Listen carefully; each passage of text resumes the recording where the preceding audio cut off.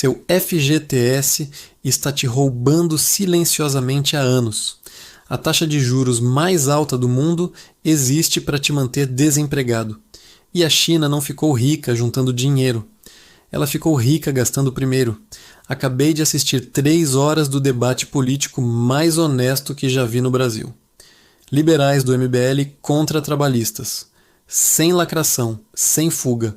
Só porrada de argumento. E no meio dessa guerra de ideias, saíram 12 revelações que destroem tudo o que te ensinaram sobre dinheiro, trabalho e por que o Brasil está nessa miséria há 40 anos. Vou te entregar essas lições de forma crua. Zero enrolação. Zero economês de professor chato. E te aviso, a primeira vai fazer você olhar para o seu contra-cheque e sentir raiva. Bora? Lição 1. O mito da poupança antes do investimento. Seus pais te ensinaram errado. Primeiro junta dinheiro, depois investe. Funciona para você, mas mata países inteiros. No debate, rolou um momento que paralisou todo mundo. O Tamir faz uma pergunta aparentemente idiota para o Matheus. De onde vem o real da sua poupança? Silêncio. Porque a resposta destrói a lógica que sustenta metade da economia brasileira. O dinheiro que você guarda no banco só existe porque o governo botou ele em circulação antes. É o Estado que cria moeda, joga na economia via investimentos, salários públicos, obras e só depois você consegue poupar. Não é mágica, é mecânica. A China entendeu isso e virou potência em 30 anos. Eles praticam déficit público, investem bilhões em infraestrutura e só então vem aquela poupança gigante que todo mundo inveja. O processo foi, governo gastou, economia explodiu, chinês ficou rico. Aí sim ele poupou. Não foi o contrário. Enquanto isso, o Brasil fica nessa ladainha de vamos equilibrar as contas primeiro, depois a gente cresce. Resultado? 40 anos patinando no mesmo lugar. Você não administra país como se fosse sua casa. A lógica é inversa. E quanto mais rápido a gente entender isso, mais rápido a gente sai desse buraco. Lição 2. Produtividade não vem só de trabalhar mais. Prepara para um número que vai te deixar puto. Se o Brasil simplesmente reorganizasse seus trabalhadores na mesma proporção dos Estados Unidos, mesma quantidade de gente na indústria, nos serviços, no agro, nosso PIB subiria 70%. Só mudando quem trabalha onde, 70%. Mas espera que fica melhor. Ou pior, dependendo de como você olha. Se a gente mantivesse tudo do jeito que está hoje, mesma estrutura, mesmas pessoas nos mesmos lugares, mas aumentasse a produtividade de cada setor para o nível americano, o PIB brasileiro aumentaria 440%. 440%. Isso significa que o problema do Brasil não é falta de gente trabalhando. Não é preguiça. Não é brasileiro, não gosta de trampar. O problema é que a gente trabalha errado, nos setores errados, com tecnologia errada, com processos errados. No debate, o Matheus do MBL trouxe isso na lata. O principal componente que travou o crescimento brasileiro nas últimas décadas não foi falta de investimento, foi falta de produtividade. É a diferença entre cavar um buraco com colher ou com retroescavadeira. Você pode colocar 1000 pessoas cavando com colher que ainda vai perder para o cara sozinho na máquina. E sabe o que aumenta a produtividade? Infraestrutura, tecnologia, educação técnica, energia barata, logística eficiente. Tudo que o Brasil parou de fazer depois dos anos 80.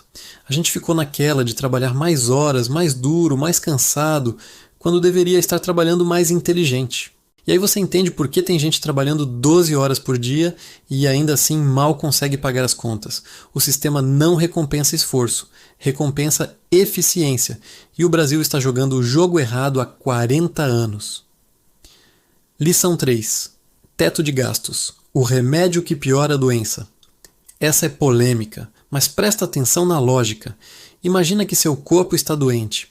Você vai no médico e ele fala, vou cortar sua comida pela metade para você sarar. Faz sentido? Não, né? Você vai ficar mais fraco. Mas é exatamente isso que o teto de gastos faz com o Brasil. No debate, O Charlie Barkley acertou em cheio. O teto do Temer, que o MBL defendeu, limitava o investimento público, mas não limitava o gasto com dívida pública, não limitava super salário do judiciário, não limitava privilégio de político. Na prática, você trava o dinheiro que deveria ir para educação, saúde, infraestrutura e libera geral para o que não produz nada. O resultado? Governo Temer. Economia cresceu mixaria. Investimento público despencou. E mesmo assim não resolveu a dívida. Porque o teto não ataca o problema, ele só esconde o sintoma. É tipo você estar com câncer e tomar remédio para dor de cabeça. A dor passa, mas o câncer continua comendo você por dentro. E aí vem a contradição que o Arthur Duval não conseguiu responder direito.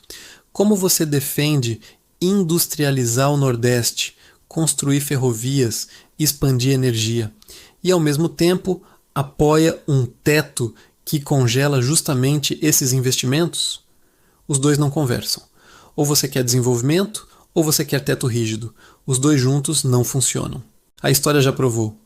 E olha que eu não estou defendendo gastar à toa, nem.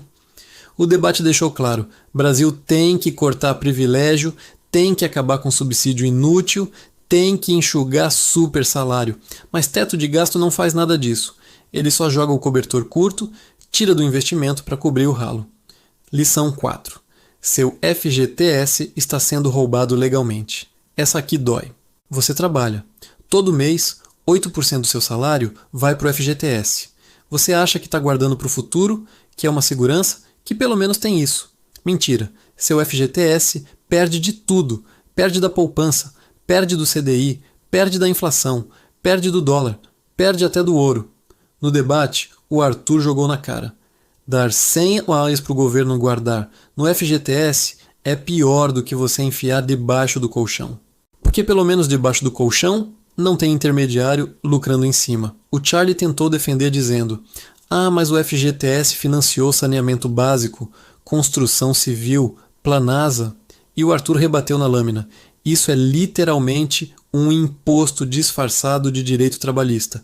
Pegam seu dinheiro, rendem mal pra caramba, usam para financiar a obra pública e ainda te vendem como se fosse um favor. E ele tem razão. Porque pensa comigo, se o objetivo do FGTS é te proteger em caso de demissão, por que o rendimento é uma merda? Se é para ser uma poupança compulsória, por que não deixa você escolher onde investir? Se é para o seu bem, por que você não pode tocar no seu dinheiro quando quiser? A verdade nua e crua. FGTS é um mecanismo que pega dinheiro do trabalhador, rende para o governo e devolve menos do que deveria. E durante o debate surgiu uma proposta interessante. E se a gente mantivesse a poupança compulsória, mas permitisse que o trabalhador escolhesse o fundo, fundos regulados pela CVM ou até um fundo soberano público com rentabilidade real? Aí sim você teria proteção e rendimento. Mas do jeito que está, é roubo legalizado e você aceita porque sempre foi assim. Lição 5. Juros altos. Seguro-desemprego do capital. Deixa eu te contar como funciona o jogo. O Brasil tem a segunda maior taxa de juros real do mundo. Perde só para a Turquia. E sabe qual é o objetivo dessa taxa estratosférica? Te deixar desempregado. Não é teoria da conspiração. É mecânica econômica confessada. No debate, o Tamir soltou a frase que resume tudo. A taxa de juros é o seguro-desemprego do capital. Traduzindo, é quanto o governo te paga para você não investir, não produzir, não gerar emprego. Funciona assim. Quando a inflação sobe, o Banco Central aumenta os juros. Por quê? Para esfriar a economia.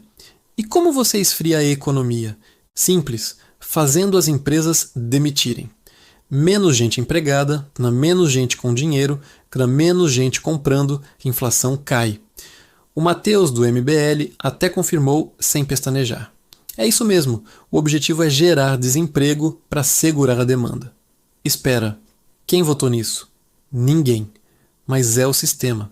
E tem mais. Enquanto isso, quem tem dinheiro aplicado em título público está ganhando rios de dinheiro, sem fazer nada. O cara literalmente recebe para não movimentar capital, para deixar o dinheiro parado rendendo. Enquanto você, que trabalha 8, 10, 12 horas por dia, vive na corda bamba porque a empresa pode te demitir a qualquer momento por causa do cenário econômico. O cenário econômico tem nome, taxa Selic, e ela existe para proteger quem já tem dinheiro, sacrificando quem precisa trabalhar. É o sistema funcionando exatamente como foi projetado. Não é bug, é o objetivo. Lição 6. PJ não é empreendedorismo, é precarização disfarçada. Essa mexe com todo mundo que já foi convidado a virar PJ. No debate, rolou uma confusão gigante sobre isso. E o Tamir acertou no centro do alvo. Tem diferença entre abrir uma empresa e ser forçado a abrir. O pintor que atende 5 clientes diferentes por semana? Esse é empreendedor de verdade. Ele escolheu esse modelo. Mas o cara que trabalha 5 dias por semana, 8 horas por dia, na mesma empresa, no mesmo horário, recebendo ordens do mesmo chefe, e é PJ, isso não é empreendedorismo. É vínculo empregatício disfarçado para a empresa não pagar direito trabalhista. Chama-se pejotização. E o Brasil está cheio disso. O Arthur Duval tentou argumentar que o problema é a CLT ser engessada demais, que se fosse mais flexível, não precisaria de tanto PJ. E aí, o Charlie rebateu com a experiência real dele. Trabalha 6-1, ganha salário mínimo, tem 20 minutos para almoçar, perde descanso semanal se atrasar meia hora no mês. Vocês falam que falta direito? Cara, eu vivo isso.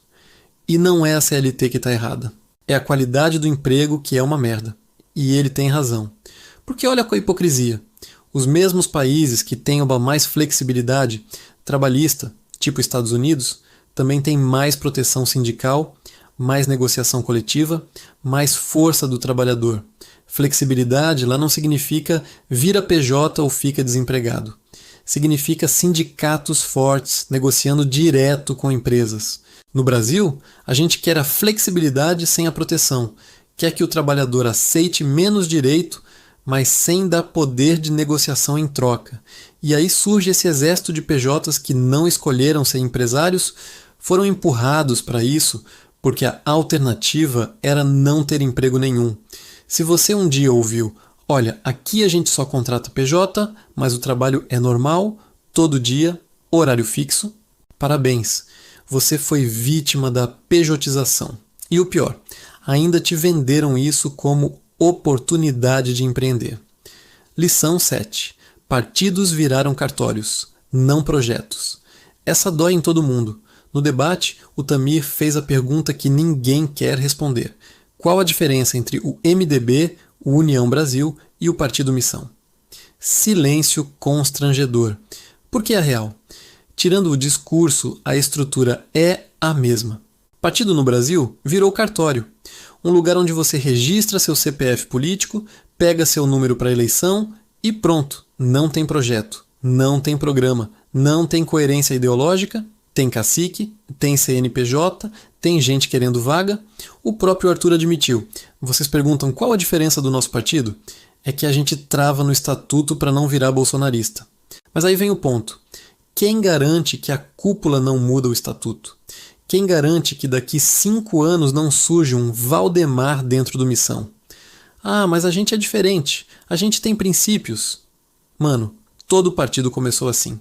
O PT era a renovação ética da política. Virou isso que está aí. O PSDB era a social-democracia moderna. Virou partido de governador. O PSOL era esquerda raiz sem corrupção.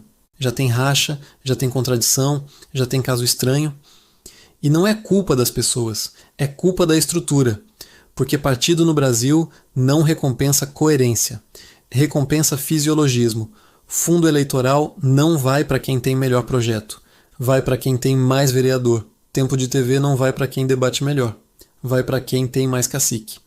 Emenda parlamentar não vai para melhor gestão, vai para quem negocia melhor. O sistema premia a sacanagem. E aí você junta gente bem intencionada, com um projeto bonito, estatuto travado, e solta dentro desse sistema. Quanto tempo até virar mais um? O debate não respondeu isso, porque ninguém tem a resposta. O máximo que rolou foi: a gente vai tentar ser diferente e torcer para dar certo. E olha, pelo menos é honesto, mas não resolve o problema. Lição 8. Justiça do trabalho. 90% dos processos, 0% de melhoria. Essa é a contradição mais absurda do Brasil. O país que mais judicializa relações trabalhistas no mundo é o mesmo que tem as piores condições de trabalho. 90% de todos os processos trabalhistas do planeta acontecem aqui. 90%. E mesmo assim, salário baixo, jornada abusiva, direito desrespeitado, rotatividade gigante. Como que isso é possível? No debate, o Ricardo do MBL jogou essa na mesa. Se a justiça do trabalho brasileira é tão interventora, tão cara, tão presente, por que as relações de trabalho continuam um lixo? E o Charlie respondeu com a lâmina: porque as pessoas estão sendo injustiçadas. Se está todo mundo procurando a justiça, é porque está todo mundo sendo lesado. Mas aí o Ricardo retrucou: não é todo mundo injustiçado. Tem gente processando porque pode. Tem cara que foi pego bêbado no trabalho, foi demitido, processou e ganhou com multa de 10 mil lá. E os dois estão certos. O problema é: a justiça do trabalho brasileira é cara pra caramba. Intervém em tudo, julga milhões de casos, mas não melhora a relação de trabalho na origem, porque ela age no sintoma, não na causa. É tipo ter um hospital lotado de gente baleada, e ao invés de acabar com a violência na rua, você só contrata mais médico. Resolve? Salva vidas? Sim, mas o tiroteio continua. E tem outro lado. A quantidade absurda de processos cria uma cultura de eu processo porque eu posso. Tem empresa que demite o cara, já separa uma grana sabendo que vai ser processada. Virou custo operacional. E tem trabalhador que aceita irregularidade, fica quieto, junta a prova e processa depois. Virou investimento. Isso não é relação de trabalho saudável. Isso é guerra jurídica permanente. E sabe quem ganha? Advogado trabalhista. Porque ambos os lados precisam dele. Sempre. Para tudo. Enquanto isso, os países com melhores relações trabalhistas do mundo processam muito menos. Por quê? Porque eles resolvem o problema antes de virar processo. Sindicatos fortes negociando direto, mediação obrigatória, acordos coletivos que valem, fiscalização preventiva. Aqui, a gente só joga tudo para o juiz decidir. Depois reclama que está congestionado. É o sistema mais caro, mais lento e menos eficiente possível.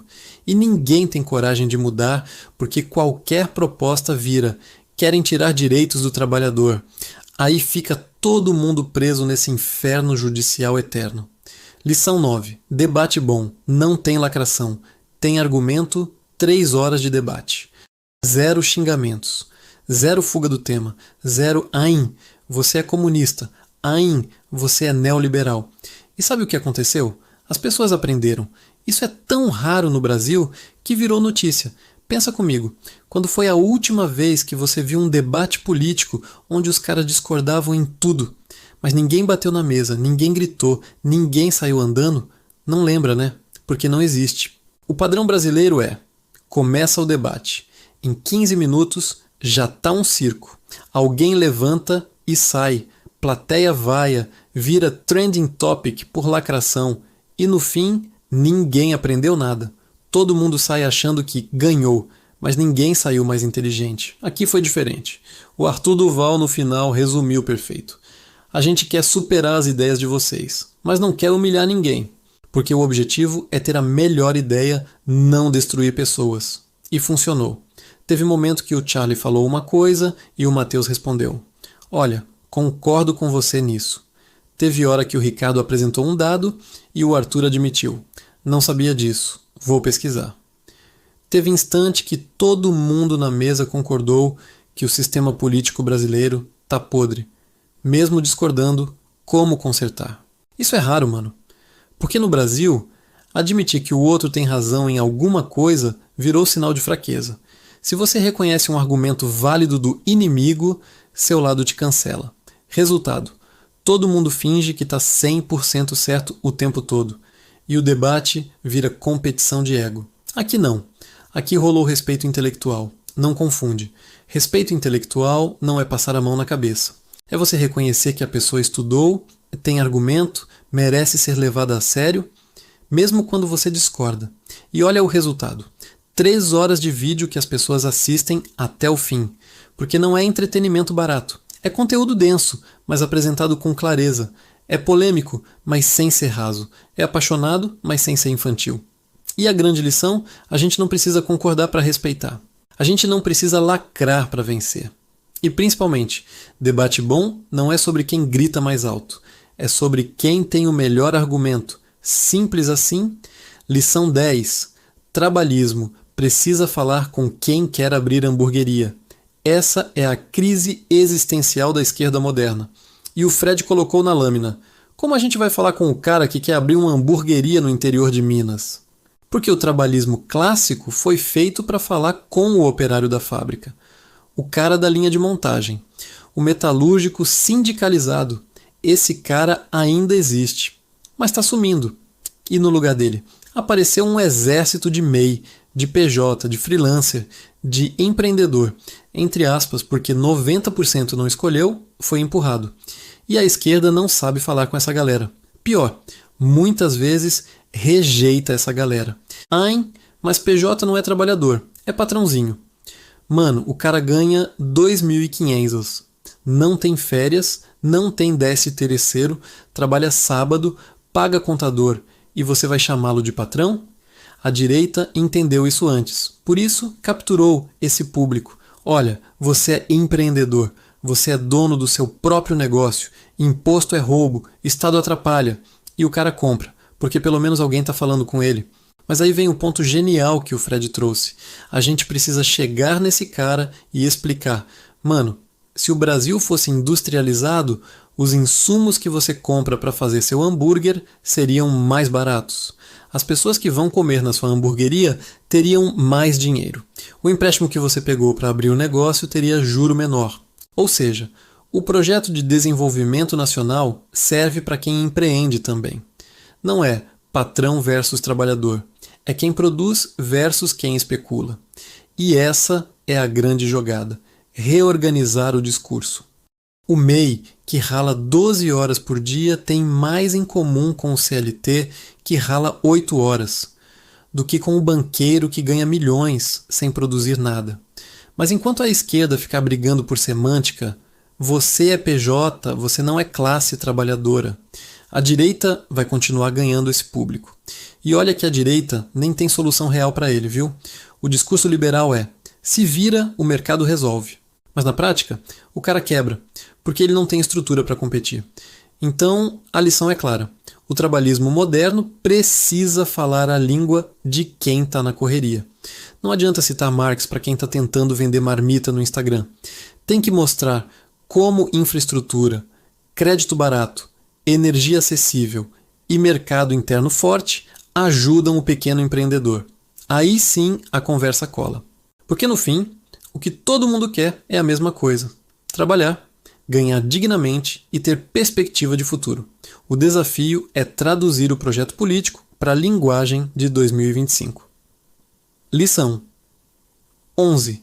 Liberalismo sem base trabalhista tem data de validade? Essa é a pergunta que o Ricardo fez, e o MBL não soube responder. Como vocês vão mobilizar politicamente uma base de trabalhadores quando o trabalho está sumindo? Inteligência artificial, automação, robótica. Tudo aponta para 30% a 50% dos empregos desaparecendo nas próximas décadas. E aí?